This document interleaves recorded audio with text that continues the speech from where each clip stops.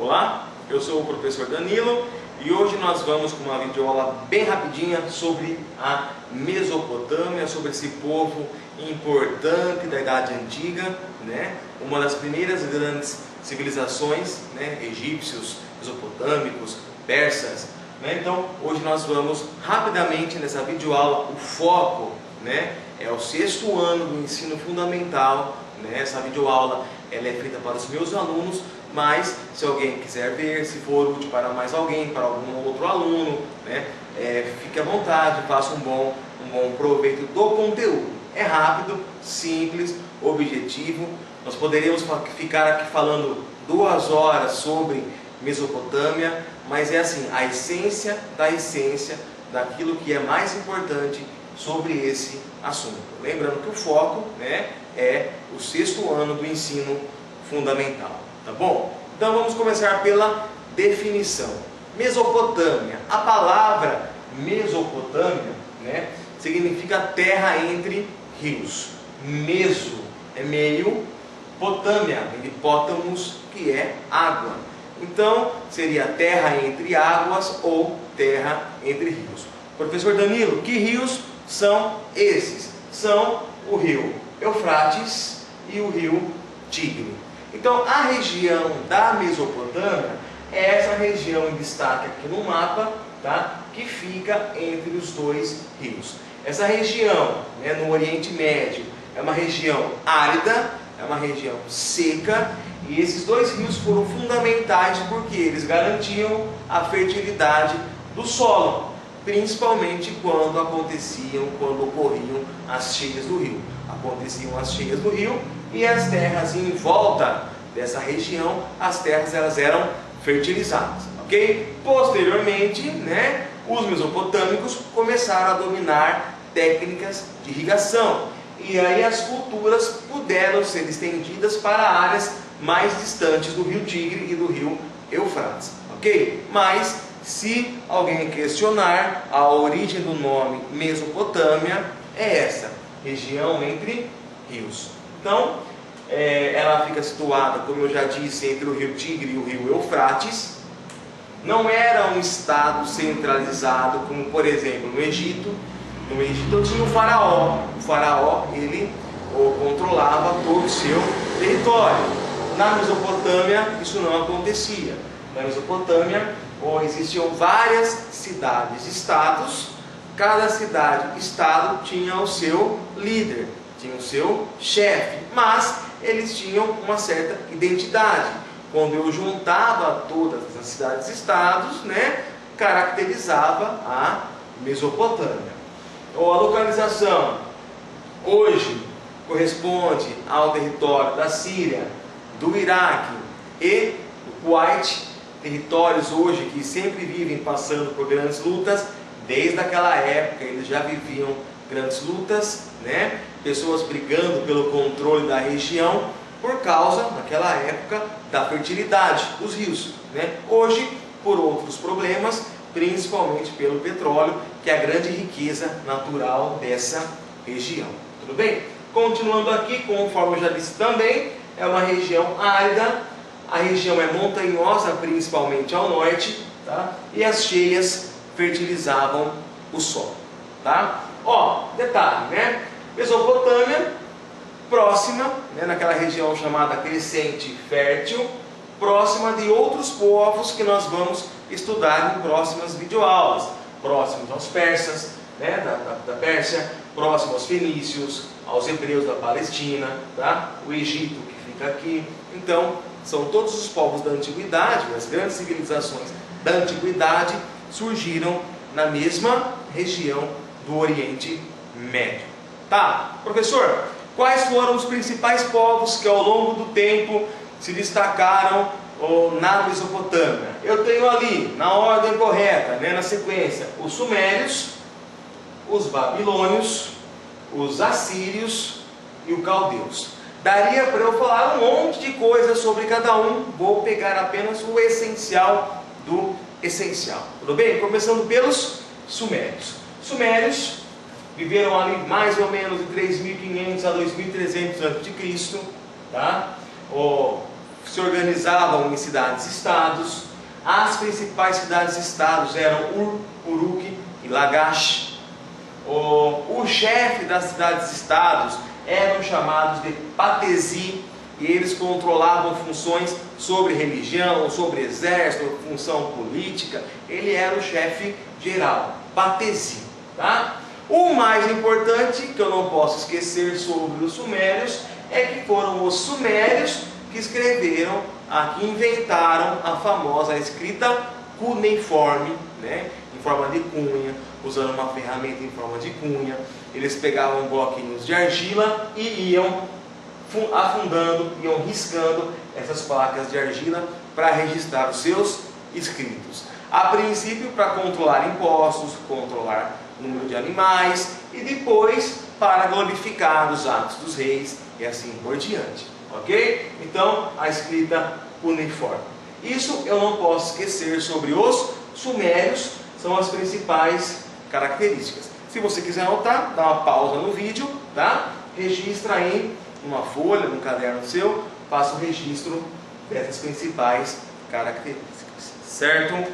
Próximo povo, né? Na sequência, depois dos sumérios, nós temos os babilônios, mais ou menos 2000 a.C.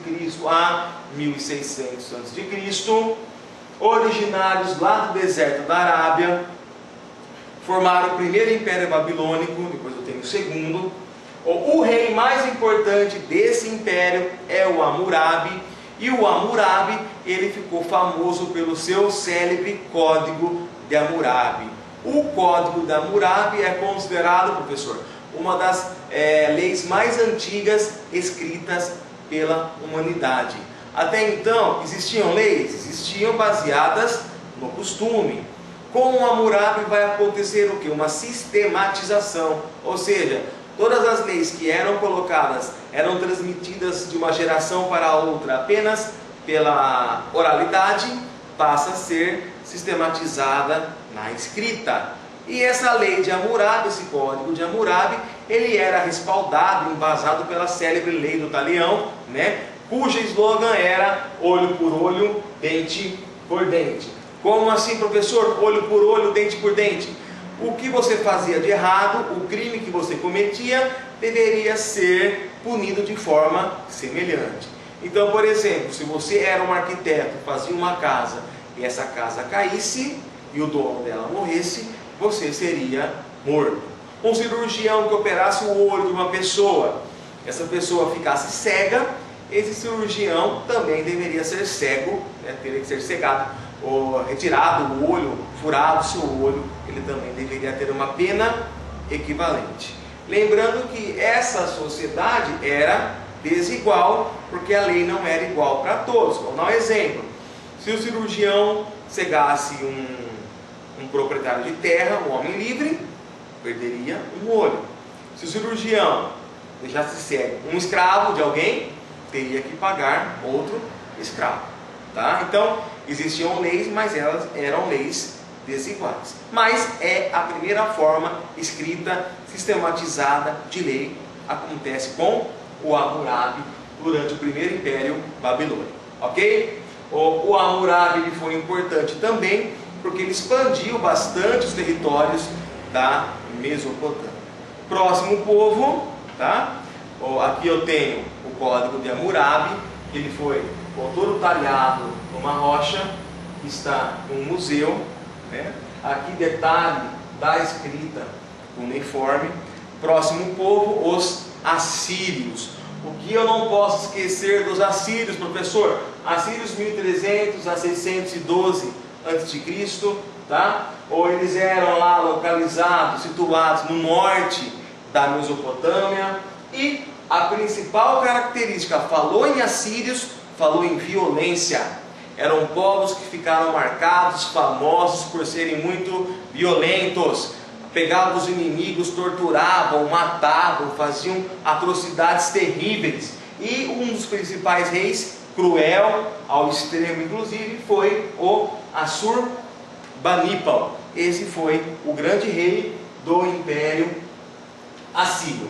É lógico que, né, diante de toda a violência, surgiram várias rebeliões, e aí os assírios, eles acabaram sendo derrotados pelos medos, ok? Isso é o que eu tenho de mais importante sobre os assírios. Se precisar, pausa aí e anota no caderno.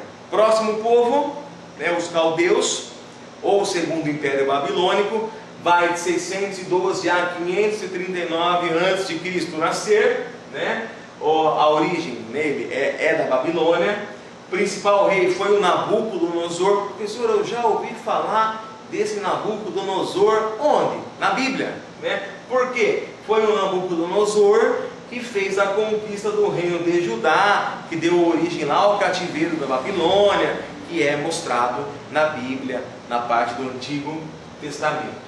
Outra coisa importante, né, do segundo império babilônico, dos caldeus, são os célebres jardins suspensos da Babilônia, que é considerado, né, uma das 7 maravilhas do mundo antigo, né, que eram o quê? Nas construções na cidade, eles costumavam fazer jardins suspensos, e quem passava por lá, segundo os relatos dos viajantes, era realmente algo maravilhoso de ser visto. Tudo bem? O caldeu, o segundo império babilônico, vai terminar o império em 539, né, com a invasão dos persas, sob o governo de Ciro. Tudo bem? Tá? Jardins suspensos que eu já mostrei para vocês. Rapidamente vou falar sobre sociedade, sobre economia e sobre religião. A sociedade mesopotâmica era como? Acima, no topo, estava o rei. Ele tinha poder político, econômico, religioso, militar. Embaixo eu tinha quem, professor? Os homens livres da elite, né? Sacerdotes, nobres, oficiais do exército. Vamos descendo. Descendo, eu tinha os homens livres, né? Funcionários públicos, artesãos, comerciantes, tá? Pessoas mais simples, que eram livres, estavam quase na base da pirâmide social. E, finalmente, evidentemente, eu tinha os escravizados, que eram ou prisioneiros de guerra ou prisioneiros por dívidas. Você também poderia ser aprisionado, se tornar escravo, se tivesse dívida. Hoje nós teríamos, né, nessa crise, muitos escravos pelo Brasil. Ok? Tudo bem? Sociedade, população, economia, dinheiro, como que eles sobreviviam? A principal atividade da Mesopotâmia era a agricultura. E os principais produtos que eles cultivavam eram o trigo, a cevada e a tâmara. Só a agricultura, professor? Não. Também faziam o quê? Criavam gado, tinha artesanato, tinham tecelões, tinham pedreiros, tinham ceramistas, tá? E as terras pertenciam ao Estado. O que eu não posso esquecer, na verdade, é que a principal atividade econômica era a agricultura, ok? Agricultura. Assim como no Egito, assim como em vários povos da antiguidade, a agricultura vai ser a principal atividade econômica. Tudo bem? Religião. Religião. O rei possuía o caráter de representante de Deus na terra, por isso que o povo deveria obedecer e seguir o rei, tá? Era uma religião politeístas, vários teístas, Deus, né? Eles tinham vários deuses. Esses deuses, eles tinham um caráter antropomórficos, né? Formas humanas.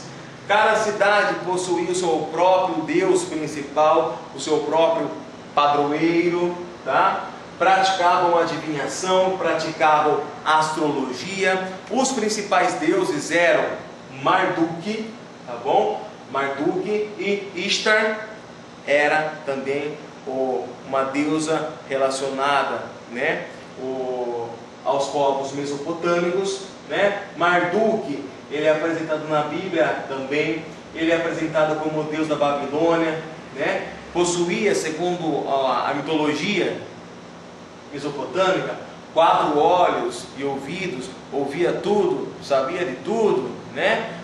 Saía fogo pela sua boca, mas ele era muito belo, né? Essa é uma das características do Marduk, que ali está representado. Tá? Ishtar era a deusa dos Acádios, antecessor dos Sumérios, né? O famoso um portal que existia lá em homenagem à deusa Ishtar, foi feita uma réplica no Iraque desse portal, que está lá até os dias de hoje, tudo bem?